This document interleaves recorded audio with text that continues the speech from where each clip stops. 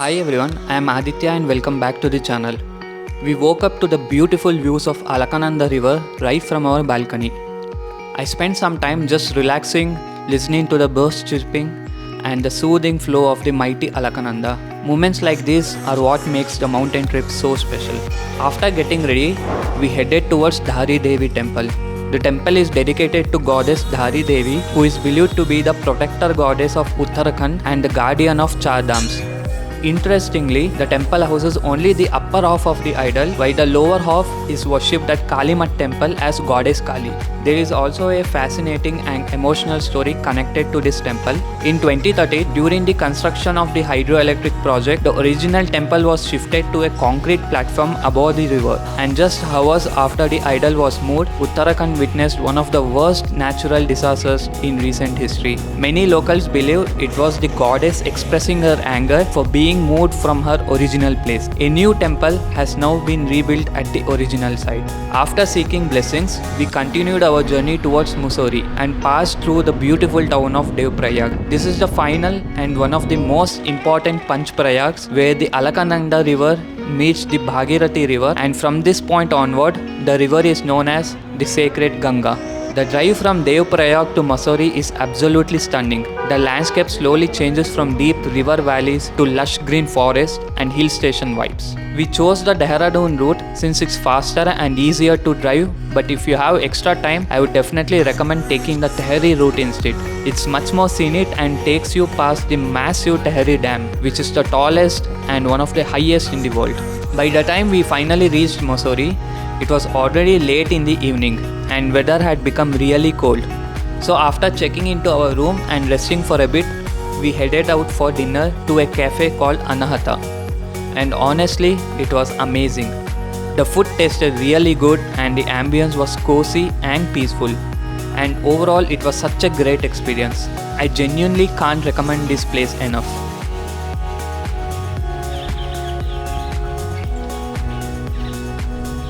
Welcome back everyone. We are in Mussoorie and going to the Tibetan temple, the Dalai Temple or the Dalai Hills. So the car will not go from this school because of the narrow road. So we have to walk. I don't know how long, but let's see. And this was the cafe which we went yesterday. It was really great. So during the Tibetan revolution, Dalai Lama came here initially. And then after this, he went to the Dharamshala where he is currently residing.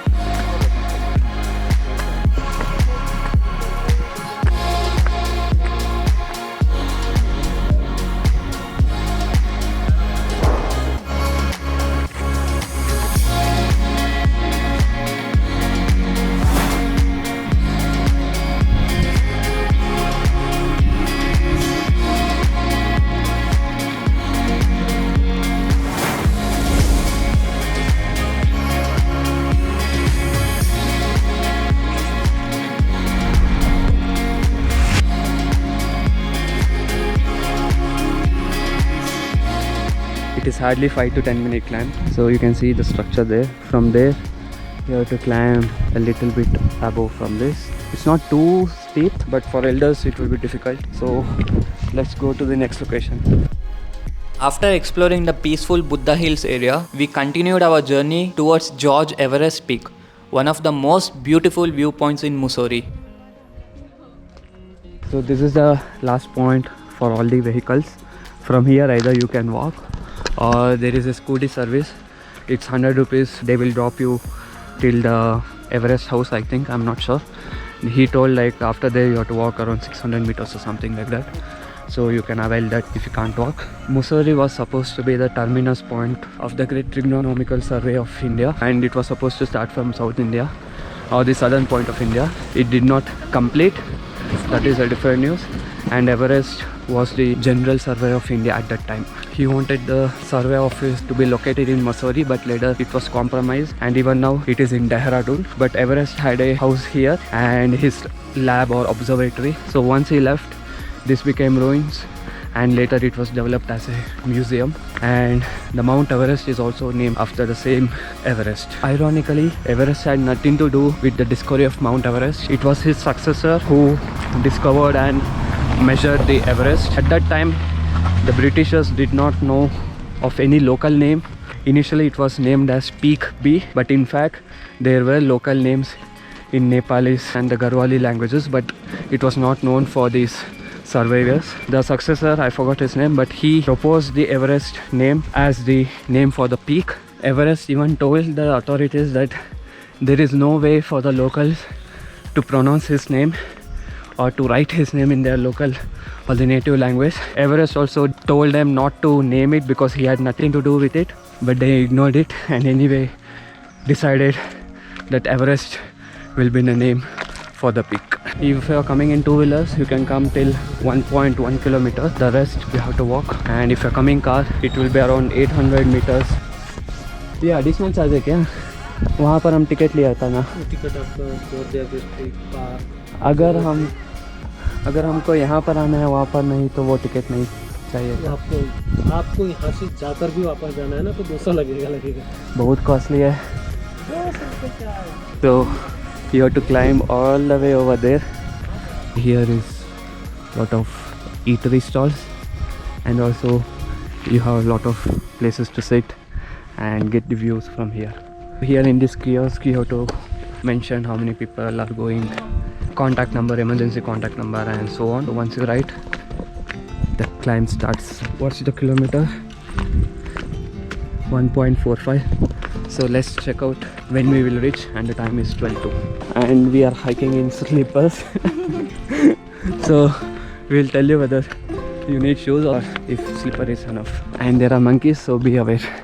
Right now climbing to the Everest peak, the one which is in Musoorie.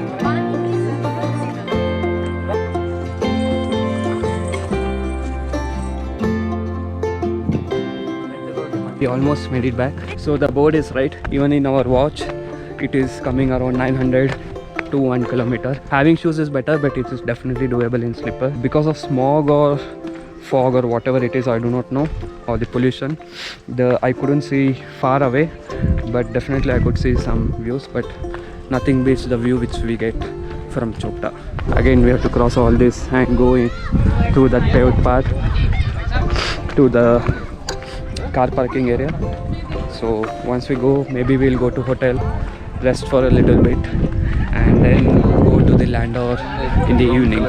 After spending the afternoon relaxing at our lodge and having lunch, we took a short break before heading out in the evening towards Lal Tibba and Landour. I was honestly very excited for Landour because I had heard so much about its charm and peaceful vibe.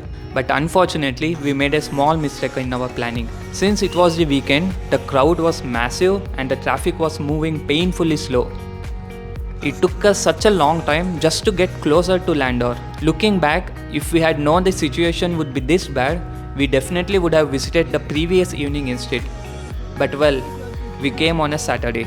At one point, we felt walking would actually be faster than sitting in traffic. So we got down from the car and started walking towards the heart of Landour. And thankfully, we arrived just in time to witness the famous winter line.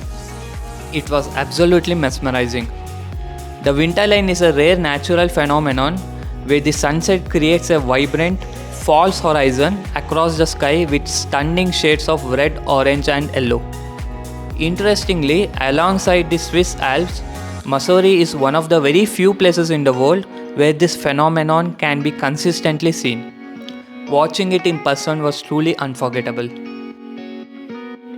Later, we went to the famous Landour Bakehouse, but just like the roads, the cafe was packed with people and the waiting was very long.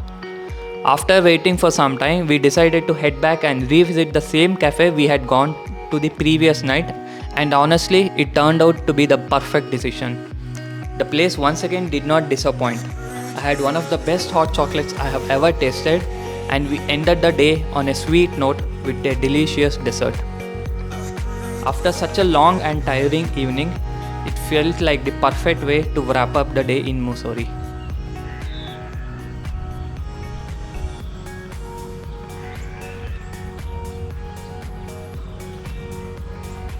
Hi everyone, this is the last day of our trip in Uttarakhand. The plan is to go to Dehradun because we have a flight at 6 pm, so we want to reach the airport by 4 pm. Since it's Sunday and a lot of tourists as we saw yesterday, so we don't want to take risk and we want to reach as early as possible. And yeah, on the way we'll cover Robbers Cave, and if time permits, we will cover the Buddha temple. The next morning, we packed our luggage and began our journey towards Dehradun, marking the final day of our trip. Honestly, I really enjoyed my time in Mussorie. This was my second visit here, but the charm of this hill station still feels special every single time. We are in Dehradun now, and we came to Robbers Cave. It is around 11:30. We left around 10 o'clock, I think. As soon as we come to the parking lot, there will be people who sell or rent these slippers, because since there is river flowing through the cave, whatever the slipper you wear or shoes, it will get wet. Hence they have all these slippers for rent even here and there, so that you can rent them and go. I think it costs 10 rupees. The name Robbers Cave comes from the 1800, when robbers used to steal from the British, and they used to come to this cave and hide their belongings or whatever the goods they have stolen.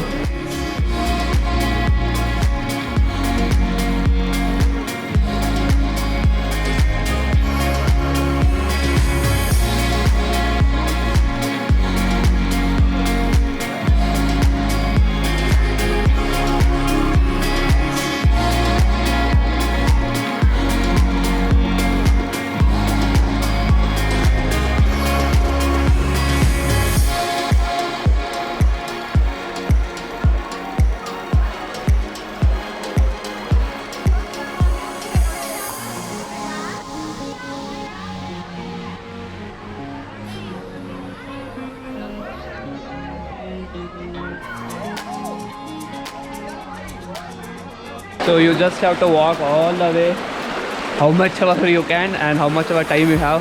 Just like this, there are rocks beside and the river flowing through.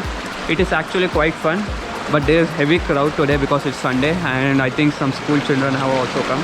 But it is really fun. You can come here, and I don't know if the view changes as you go further, but since we are lacking time, we turn back after a while and heading back now. The current of the water is really great. You can see how strong it is. So because of this, it gives you extra fun, and yeah, it's nice actually. You can come here, and if you have time, you can go further in than what we went. Today I forgot to bring the Insta360 because I thought it is like a typical cave. When I went to Meghalaya, like I went inside the cave, I thought it will be like this, and I did not bring the Insta360. Otherwise, I think the videos from the Insta camera would be much more better than GoPro. Before leaving Dehradun, we made one final stop at the famous Anandam sweets to pack some sweets for home. I had previously tasted bal mithai in Nainital, but honestly, the one from this shop was on another level. It was much fresher, richer, and absolutely delicious. After that, we headed towards Tapkeshwar Temple, one of the most unique temples in Dehradun. The temple is dedicated to Lord Shiva and is located inside a natural cave surrounded by hills and greenery. What makes this temple truly special is the naturally formed Shiv Ling inside the cave, where water continuously drips from cave ceilings onto the Shiv Ling throughout the year. This constant dripping of water gives the temple its name, Tapkeshwar. The sound of water echoing inside the cave, combined with the peaceful spiritual atmosphere, made the place feel incredibly divine and calming. It was the perfect final stop before concluding our journey through Uttarakhand, the land of the gods. This is the end for the trip. So it felt very fast and quick, but there was a lot of traveling involved. But we enjoyed it thoroughly. Visiting Badrinath was one of the highlights. Initially in our plan it was not there. We were planning to go to Ranikhet and Kausani to avoid long journeys, but later we decided to go to Badrinath when we saw that the date are open. If you have any queries about the trip, itinerary, planning, or about enquiries about lodge, you can ask in the comment and I'll definitely get back to you. Our driver was also very good. He drove very well. So this is it for now. Thank you for watching. If you have any queries about anything, you can add a comment and I will definitely get back to you. After this, probably I'll be uploading my old Germany vlogs. But traveling, I do not know what is the next plan. Until next time.